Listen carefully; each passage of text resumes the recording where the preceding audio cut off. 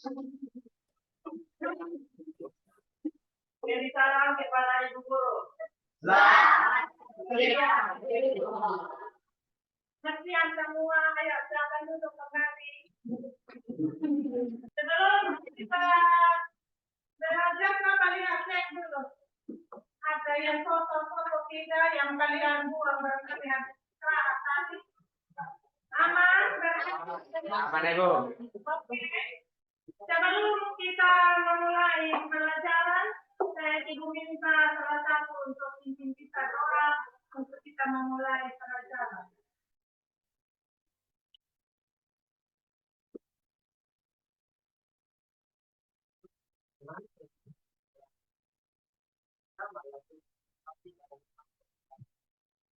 Tuhan ada Bapak yang Bapak terima kasih atas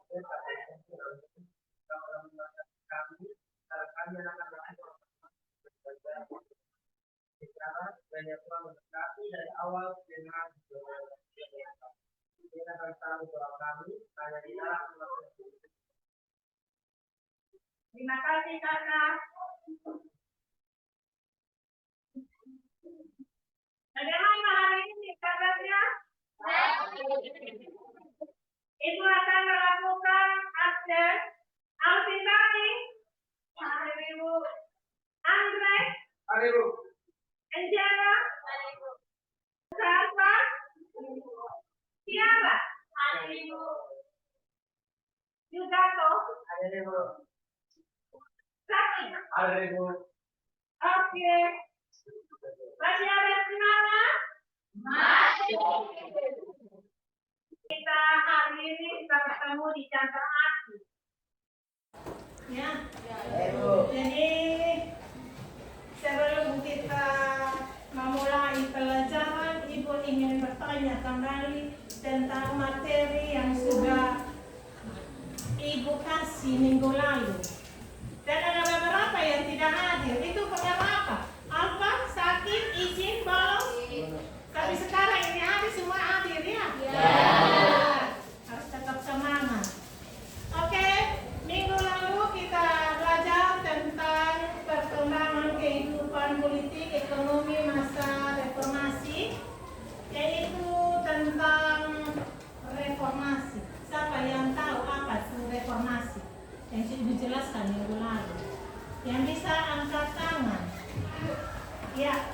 Reformasi adalah gerakan untuk mengubah bentuk atau perilaku suatu tekanan. Seringnya tekanan tersebut tidak lagi disukai atau tidak sesuai dengan kebutuhan zaman, baik karena tidak efisien maupun tidak bersih dan tidak demokratis. Iya. Bisa ada yang mengulang secara singkat? Ya, jadi suatu perubahan tantangan dari yang lama menjadi baru. Ya. Apa itu difungsi? Ayo. Difungsi. Ya. Suatu gagasan yang diterapkan oleh pemerintah Orde Baru yang menyebutkan bahwa kekuatan bersenjata dari terutama di daerah memiliki waktu. Oke, tepuk tangan. Satu. Jadi suatu gagasan yang diterapkan oleh pemerintah Orde Baru yang menyebutkan bahwa angkatan bersenjata terutama TNI Angkatan Darat memiliki dua tugas, yaitu untuk keamanan dan untuk menekan kekuasaan.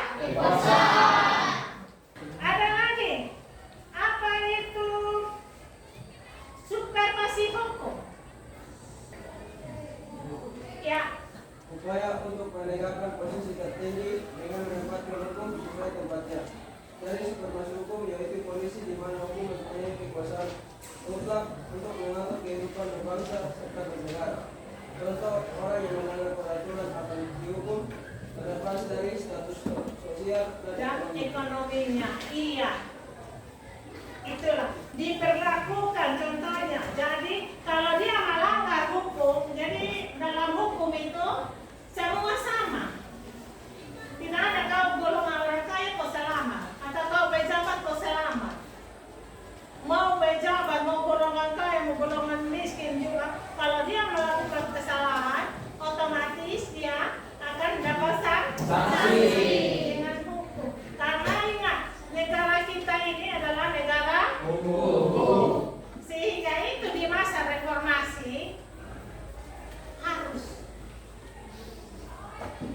supremasi hukum.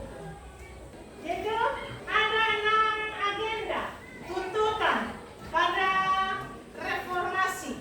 Siapa yang tahu 6? Oke? Felicita, berdiri saja kamu. Apa saya? Yang pertama, adilisasi hak dan kroni-kroninya. Yang kedua, amandemen Undang-Undang Dasar 1945.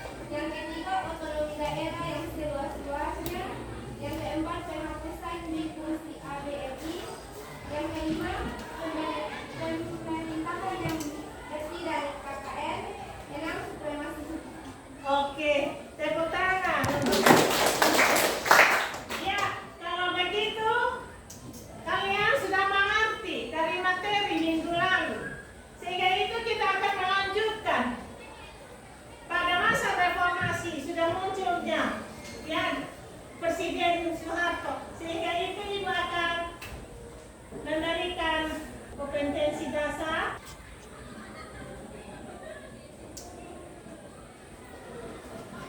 Ya, ini kompetensi dasar, indikator. Bisa dapat baca? Bisa. Tujuannya menganalisis kondisi politik ekonomi masa pemerintahan B.J. Habibie, Abdul Rahman Wahid dengan Megawati Soekarno ya. Di pada masa reformasi. Yang kedua, menganalisis kondisi politik pada masa pemerintahan Presiden Susilo Bambang Yudhoyono dan Joko Widodo pada masa reformasi. Yang berikut, ya, karena kita sudah masuk dalam tujuan ini, sekarang kita ini jam-jam terakhir, tentu jenuh ya, atau sampai jenuh. Tentu kalian rasa jenuh. Ayo, untuk menghilangkan kejenuhan kita berdiri. Kalau ibu lihat ini suaranya dengan dua ya. Kita bikin gini. Kalau ibu bilang, hai, apa? Halo. Kan? Kita siap belajar? Oke? 1, 2, 3. Hai. Halo. Kita siap belajar? Siap. Tepuk tangan. Silakan kasih putar badan, tarik, putar ini untuk rileks. Ya, karena jenuh. Ya, ibu tahu nih anak-anak ibu jenuh, kecapean. Kalau sudah rileks, ya, siap kita lanjut? Siap. Oke, silakan duduk. Ya. Oke, kita akan lanjut. Coba kalian amati video berikut ini.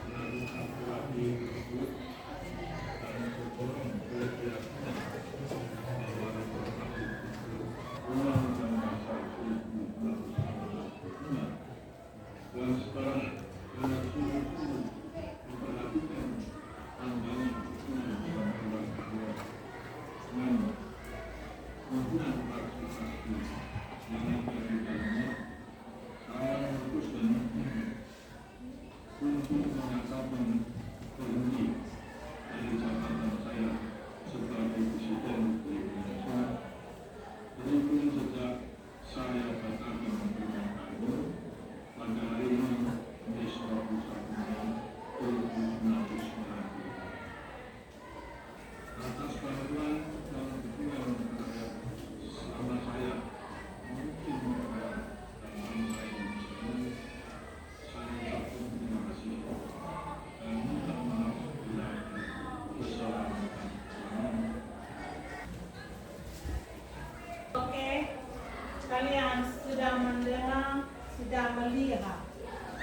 video yang ada di depan, yaitu tentang apa?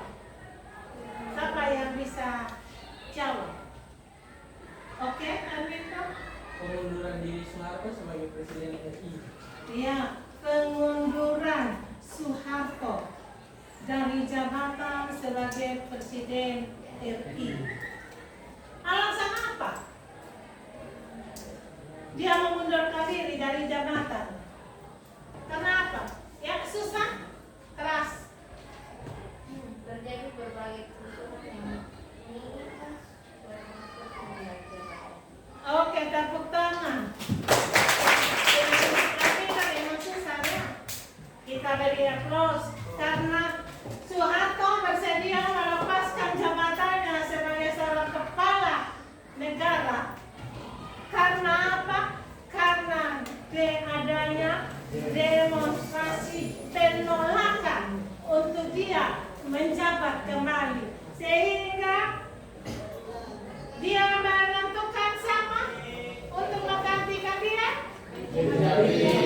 Oke, B.J. Habibie untuk melanjutkan masa kepemimpinannya yang sisa. Sisa berapa tahun nih? Kalau satu jabatan, satu presiden itu berapa tahun? 5 tahun. Ya, 5 tahun. Dia sisa jabatannya B.J. Habibie berapa tahun? 3. Ya, 2 tahun lebih lah. Ya, 2 tahun lebih. Ya. Sehingga itu kita akan masuk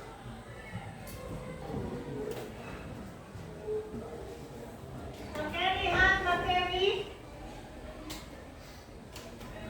Presiden Indonesia. Coba kalian amati gambar Presiden Indonesia. Mana yang dikenal presiden yang paling lama? Soeharto. Nah, Soeharto. Yang mana? Foto yang mana? Di bawah Soekarno. Iya. Kalau Soekarno itu dikenal dengan Bapak ya, proklamasi. Habis itu Soeharto, masa jabatannya berapa tahun? 32. Ya, 32 tahun. Setelah tadi kalian lihat video, yaitu pengunduran diri yang mengganti posisi Bapak Soeharto. Foto yang mana? Iya, Profesor Insinyur B.J. Habibie. Ya.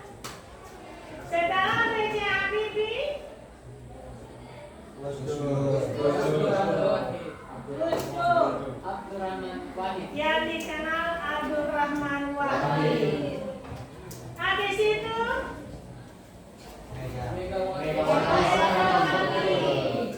yang mana?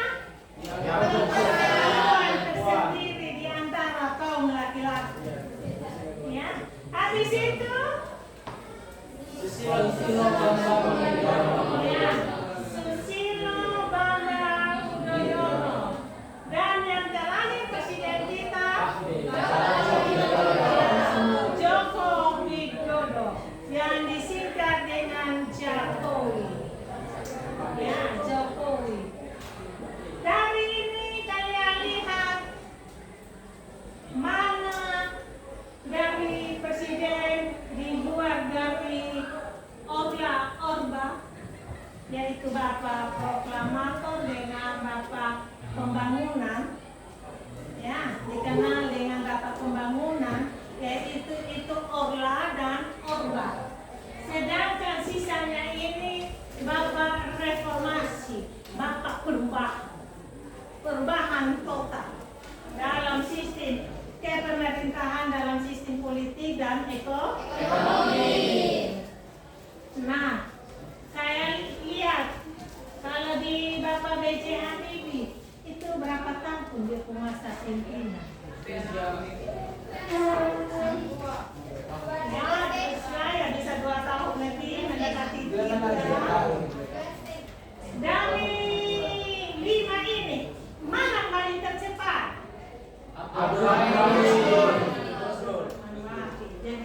dengan Bapak Gustus. Kalau Megawati berapa tahun? Dia ganti Gustus. Berapa tahun? Tiga tahun. Kalau SBY berapa tahun?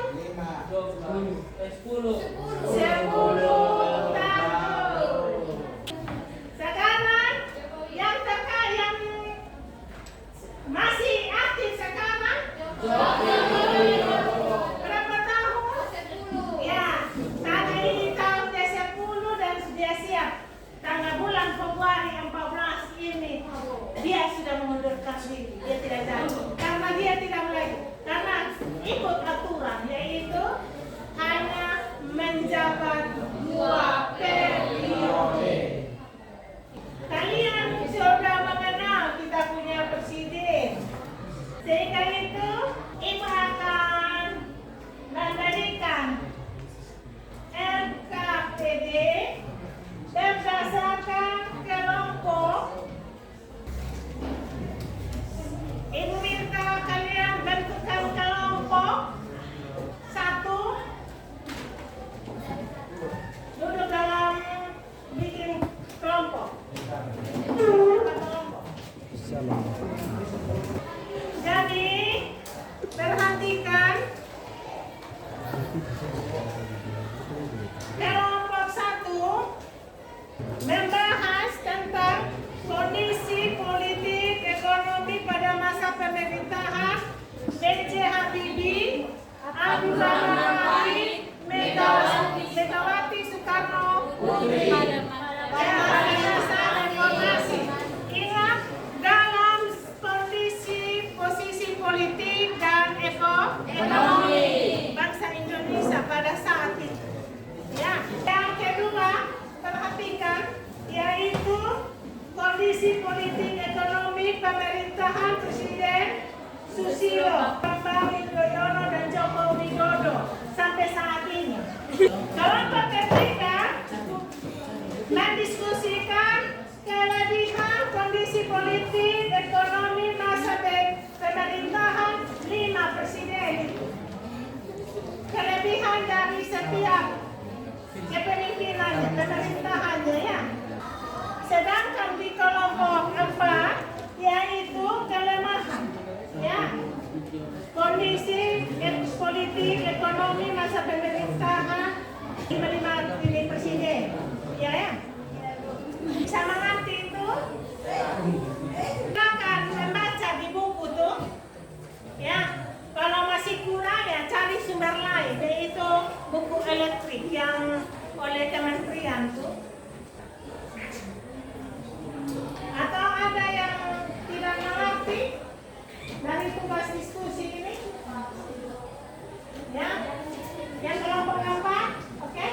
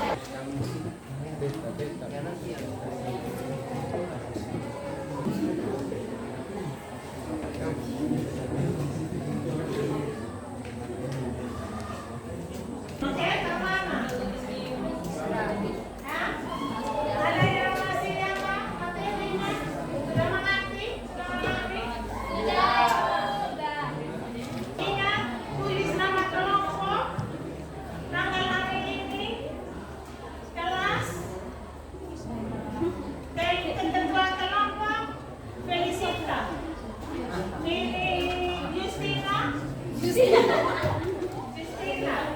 Ini Amina dengan Bayu. Ya, ketua. Kalau sudah jadi kita sambung pada minggu berikut. Ya. Dan lanjutkan kerja di rumah secara berkelompok agar minggu depan siap untuk kita presentasi. Ya. Kalau pada saat berdiri pekerjaan kalau diskusi ada menemukan kendala, silakan hubungi ibu bertanya. Sehingga itu minggu depan kita di jam 8 pagi. Hari Jumat ya, hari Jumat di jam 8 pagi kita kembali bertemu lagi. Sehingga itu materi yang ibu sudah kasih tugas itu kelompok 1, kelompok 2, kelompok 3 dan kelompok 4 ya siapkan untuk melakukan presentasi. Jadi pertemuan kita hari ini hanya sampai di sini. Ibu mengucapkan terima kasih atas kerjasama kita, yaitu di mana kalian sudah melakukannya, berdiskusi, dan kita akan lanjutkan pada hari Jumat untuk melakukan presentasi. Nah, ibu mau tanya, presentasinya ini langsung dari kelompok 1, 2, 3, 4 atau kita acak? Kelompok 1, 3 atau urutan sah? Iya. Oke. Lalu begitu urutan ya, supaya tahu, ya kan? Kondisi ekonomi politik masanya B.J. Habibie, Agung Ahmad Wahid, Megawati, ini Susilo Bambang Yudhoyono dengan Joko Widodo bisa tahu, dan kelompok 3, kelompok 4 tinggal melanjutkan, ya, supaya jangan kalau kelompok 1, kelompok 3, kelompok 2 nanti simpan siur ya, ya kan? Oke. Hanya sampai di sini kita punya pertemuan. Tidak ada alasan bahwa ibu kami belum siap untuk presentasi. Karena ibu sudah lihat ibu jalan keliling, itu sudah tinggal 80% atau 75% kalian sudah kerjakan. Tinggal nanti kalian kerjakan di rumah secara kelompok lagi ya, untuk menyempurnakan. Oke, begitu ya. Oke, kita kembali dulu seperti sedia kala lagi bagaimana. Oke, perhatikan, ini hari Jumat. Nanti kalau masuk tema kursi meja sudah akan ditutup. Halo. Masih ada semangat? Masih. Ya, sekalipun di jam terakhir kita sebagai anak muda harus terus semangat, karena kita adalah penerus-penerus sejarah. Ya, karena belajar sejarah itu tidak susah. Diciptakan oleh manusia, diteruskan oleh manusia. Ya, jadi penerus sejarah itu harus terus semangat. Pemimpin-pemimpin yang tua akan hilang, muncul pemimpin-pemimpin yang muda. Dan kalian adalah tongkat estafet negara ini. Karena barangkali dari sekian ini barangkali ada jadi pejabat. Tepuk tangan untuk diri.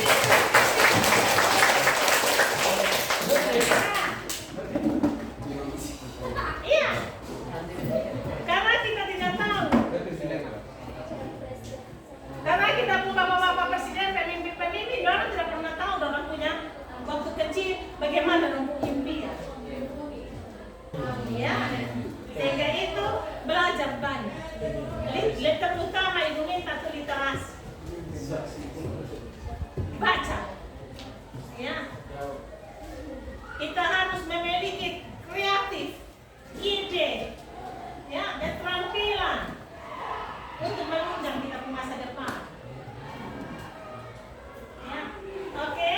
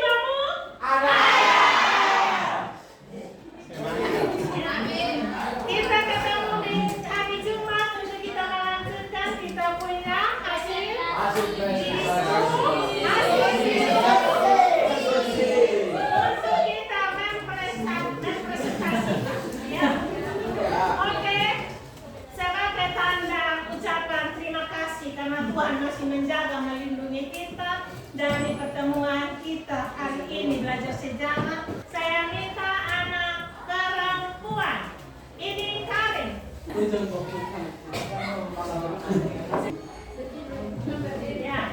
kita berdoa kepada Tuhan.